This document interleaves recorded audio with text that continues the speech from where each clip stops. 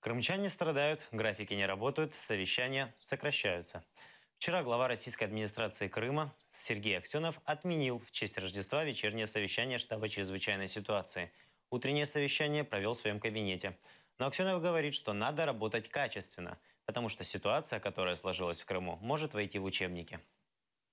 Вы должны четко распределить всю имеющуюся у нас мощность, исходя из потребления на конкретном объекте. То есть не вести, понятно, мегаваттник туда, где 300 киловатт там потребление, а вот именно разумно и рационально. Если мы это сделаем, у нас все объекты будут запитаны. Коллеги, посмотрите, мы через 10 дней будем смеяться над тем, какие сложности были и как оказалось достаточно просто их преодолеть. Я хочу сказать, что наш опыт потом может быть положен в какой-то документ в случае возникновения подобной ситуации. Дальше это уже будет инструкция конкретно, которую можно применять в деле.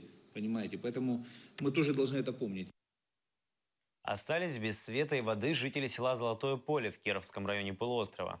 Жители 2 пятиэтажек и до этого жили без газа и центрального отопления, а теперь еще и электричество выключили. Говорят, графики совсем не работают. Должны дать в 3, дали в 6.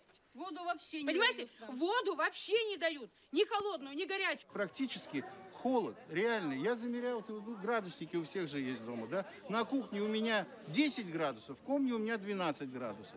Вы понимаете, что это нереально жить просто в таких вот условиях. Сил нет, честное слово, сил нету.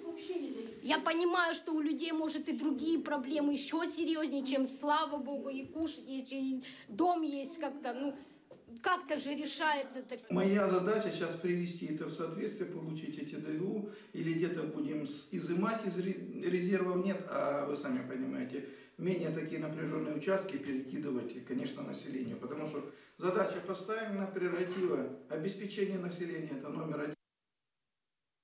Крымчанам предлагают потерпеть до мая. К тому времени обещают запустить 3-ю нитку энергомоста с Кубани.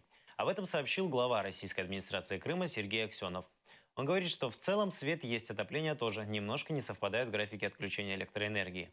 Российские власти полуострова убеждены, подключение энергомоста станет панацеей от их бед. Проблема, в принципе, это разрешена. На сегодняшний день тепло подается во все без исключения дома. Все котельные обеспечены электроэнергией. У нас задача отшлифовать до такой уже максимальной точности графики подачи электроэнергии в жилые дома. В основном все остальные бытовые вопросы нами решены.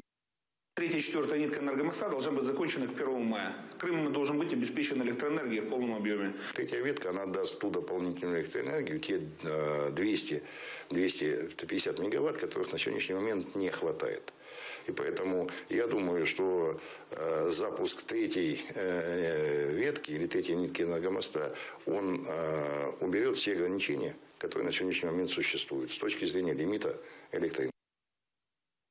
Российские власти Крыма подсчитали убытки от энергоблокады. Как сообщила вице-премьер российской администрации Крыма Евгения Бавыкина на заседании штаба по ликвидации последствий чрезвычайной ситуации, ущерб для промышленности полуострова составил 900 миллионов рублей. 188 миллионов приходится на оборонные предприятия. Как подчеркнула Бавыкина, сейчас решается вопрос о компенсации потерь. Глава российской администрации Крыма Сергей Аксенов уверен, что сумма будет гораздо больше, потому что после праздников предприятия снова будут вынуждены работать в условиях энергодефицита. Режим чрезвычайной ситуации действует в Крыму с 22 ноября, когда полуостров был полностью обесточен из-за подрыва опор линии электропередач в Херсонской области.